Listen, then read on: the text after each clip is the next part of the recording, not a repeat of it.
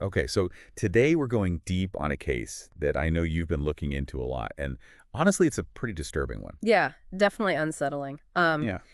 The case of Keith Hunter Jesperson, better known as the Happy Face Killer. Right? And the happy face killer. And I think what's so interesting about this is that we have so much information to work with here. Um, Yeah.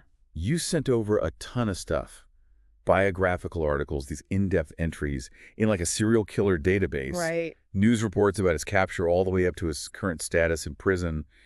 And then probably the most powerful thing we have are some things from his daughter's perspective.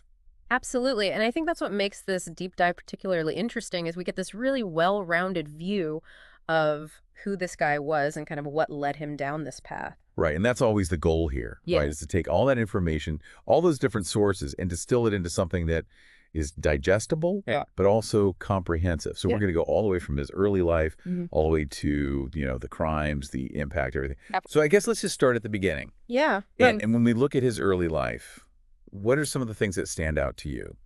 Well, I mean, right from the beginning, we see some pretty disturbing patterns emerging in his childhood. Right, he was born in Canada in 1955. Right. April 6th, 1955, Chilliwack, British Columbia. Okay, so he's Canadian. He is Canadian born. Yeah, but he does move to the U.S. later on. But yeah, so middle child of 5 kids. And it seems like there was a lot of, kind of disturbing behavior really early on, particularly cruelty to animals. Yeah, and this is more than just, a kid pulling the wings off of a fly or something. This is Yeah. we're talking cats and birds and even small dogs, Yeah. and it's brute force. Yeah. Strangulations, like really disturbing stuff. Right, and the other disturbing part of that is that his father knew about it Yes. and kind of condoned it. Seemingly, yeah, it seems like he didn't punish him for it and was even abusive towards Keith himself. Right, hitting him with a leather belt and stuff. Yeah, it's hard not to look at that and see that as a major contributing factor. Right, and this idea of, hurting animals as a kid, a lot of times that can be an indicator of Yeah. future violence, Yeah, you know? absolutely. Yeah, it's often seen as kind of a precursor or a warning sign. Right, so this wasn't just a phase he was going through. This was a pattern of behavior. Yeah, a pattern of behavior that was, made worse by this volatile home life. Right. And on top of that, he was bullied pretty severely in school because of his size. Oh, yeah.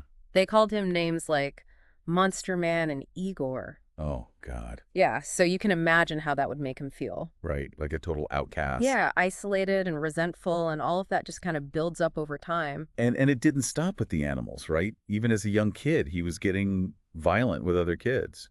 Right around age 10, he beat up a friend so badly the kid was unconscious. Oh, wow. And then a year later, he tried to drown another kid who had been bullying him. At 11. 11 years old, yeah. That's terrifying. It is, and it's like this clear escalation of violence, and it just keeps getting worse. And then the family moves to Washington State, right? Right, they moved to Slow, Washington, And he's still getting into trouble. shoplifting, and then even attacking a teacher with an exploding arrow. What? Yeah, I know. It's like, where did he even get that? Right. And then by the time he's a teenager, he's still getting into trouble, but he's also really socially awkward. Yeah, he wasn't going to dances or prom or anything like that. Okay. So you can imagine he felt pretty isolated and alone. Yeah. Which probably just made things worse. Right. All of this stuff just kind of bubbling under the surface. Exactly. So let's move on to early adulthood. He ends up getting married pretty young, right? Yeah, he marries Rose Huck in August of 1975 when he's just 20 years old. Okay. So they have 3 kids together. They do Melissa Moore, Jason, and Carrie. Okay. Yeah. And around this time, he starts working as a long-haul truck driver. Right, which will become significant later on. Right. Very significant, unfortunately. Yeah. But it seems like the marriage wasn't really working out. No, there were suspicions of infidelity on his part and a lot of tension, and eventually Rose moves out with the kids. And they get divorced in 1990. That's right. And it seems like this is a pretty pivotal moment for him. Yeah, I mean, you can definitely see a shift after the divorce. He moves to Cheney, Washington, Yeah. and that's when the killing spree begins. Sadly, yes. It seems like all that anger towards his ex-wife, and maybe towards women in general, just kind of boiled over. And mixed with that violent streak that we saw in his childhood. Yeah, it's a terrifying combination. And being a truck driver gave him a lot of opportunity. And anonymity. Right. He was on the road all the time, meeting new people. Yeah, a lot of his victims were found at truck stops. And a lot of them were sex workers or women who were living transient lifestyles, Right. People who might not be reported missing right away. or who might not have a lot of family or friends to notice they were gone. Exactly. And his method was almost always the same. Strangulation. Right. Sometimes after sexually assaulting them. There's a horrible pattern. It is really, really horrible. So let's talk about the name. The happy face killer. Right, because that's such a weird part of this story. It is, yeah. It's not just a random nickname. It came from his own desire for attention. Yeah, after his first murder, which was Tanja Bennett in January of 1990. Right. And it's important to point out here that initially someone else confessed to that murder. Yeah, this couple, Laverne Pavlinac and John Sosnovsk. Right. They were actually convicted but later exonerated. Which is crazy. It is a total miscarriage of justice. Right, but in the meantime, Jesperson is out there wanting credit for the crime. He wanted the fame. Yeah, so he starts writing about the murder on bathroom walls and bus terminals and signing it with a smiley face. Yeah, like a little happy face. It's so creepy. It's really unsettling. And he doesn't stop there. He starts sending these anonymous letters to the Oregonian newspaper. Always with the smiley face. Right, it's like he's taunting them. Exactly. He wants to be known. And it works because eventually a journalist starts calling him the happy face killer. And the name sticks. It's so disturbing. It is. It really speaks to his desire for infamy. So between 1990 and when he's finally caught in 1995, he kills 8 women that we know of. 8 confirmed victims. Yeah. And it's easy to forget that these are real people with families and lives. Right, each one a tragedy. Yeah. So let's go through them so we don't forget that. Okay, so we have Tanja Bennett in Portland, Oregon in January of 1990. Right. Then in August of 1992, there's an unidentified woman known only as Claudia in Blythe, California. And they think she might be someone named Alfonso Sendana Gonzalez. Right, but they haven't been able to confirm that yet. Okay, so also in August 1992, there's Cynthia Lynn Wilcox in Turlock, California. Right, and then in November of that same year, he kills Lori Ann Pentland in Salem, Oregon. Okay, and then in May of 1993, Patricia Skipple in Santa Ana, California. And then Suzanne Kajellenberg in Crestview, Florida, sometime between June and July of 1994. Right, her body wasn't found until September of 1994, and she wasn't identified until October of last year. Yeah, it took a long time to figure out who she was. And then there's Angela Surprise in Spokane, Washington in January of 1995. But her body was found in Nebraska. Right, which means he probably killed her somewhere else, maybe Wyoming. Most likely, yeah. And then finally, Julie Winningham in Washington in March of 1995. And she's the one that leads to his arrest. Because she was his girlfriend. Right. So when her body is found, the police immediately start looking at him. And he knows they're onto him. So he tries to kill himself. But he survives. And confesses to killing Julie. But it doesn't stop there, right? No. He also writes a letter to his brother admitting to being a killer for 5 years and killing 8 people. And his brother turns the letter over to the police.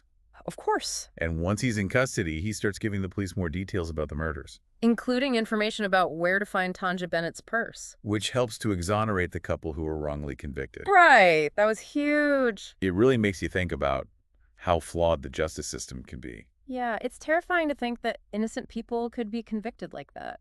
But it's also kind of amazing that Jesperson, in his own twisted way, helped to free them. Right. I mean, it's not like he did it out of the goodness of his heart. No, definitely not. He's a narcissist. He loves the attention. And he claims to have killed way more people. Like 166 or even 185? Right, but there's no evidence to support those claims. So it's probably just more lies to make himself seem more important. Most likely, yeah. He loves to inflate his own ego. So he goes to trial. He's convicted of multiple murders and gets sentenced to life in prison without parole. Multiple life sentences, actually. Wow. And he's currently serving his time at the Oregon State Penitentiary in Salem, Oregon. Right, where he spends his time making art and writing letters. Some of his art has even shown up on those murderabilia websites. Yeah, it's creepy how people are fascinated by that kind of stuff. It is really disturbing. And, you know, he's got this earliest possible release date of 2063. But realistically, he's never getting out. No, those life sentences are for real. So he's basically going to die in prison. Most likely, yeah. Which is where he belongs. Right. So one of the most interesting things about this case is the perspective of his daughter. Melissa Moore. Right. She was only 16 when she found out that her dad was a serial killer. Yeah, in 1995. Imagine finding that out about your own father. It's just unimaginable. I mean, it must have been completely devastating. And initially, she changed her name at his request to try to stay out of the spotlight. Yeah, but then in 2008, she decided to come forward and tell her story. Which is incredibly brave. It is. She wrote a book in 2009 called Shattered Silence: The Untold Story of a Serial Killer's Daughter. Right. And then in 2018, she hosted a podcast called Happy Face. Yeah, where she talked about her experiences and how her father's crimes affected her. And now she's an executive producer on the Happy Face series on Paramount Plus. Which premiered just this month. Yeah, it's a fictionalized account of the case. But it's based on Melissa Moore's real experiences. And it explores that toxic relationship she had with her father. And the emotional manipulation he used on her. It's a really powerful story. It is, and it's a reminder that behind every true crime case, there are real people who are affected. Right. The victims and their families and the families of the perpetrators. It's a ripple effect of pain and trauma. And Melissa Moore has also talked about how she witnessed her father's cruelty to animals when she was a child. Which we talked about earlier as being a potential warning sign. Right. It's like all the pieces of the puzzle start to fit together. And it's important to note that Melissa Moore has no relationship with her father now. Right. She doesn't want anything to do with him. And she doesn't want her kids to ever meet him. Which is understandable. Completely.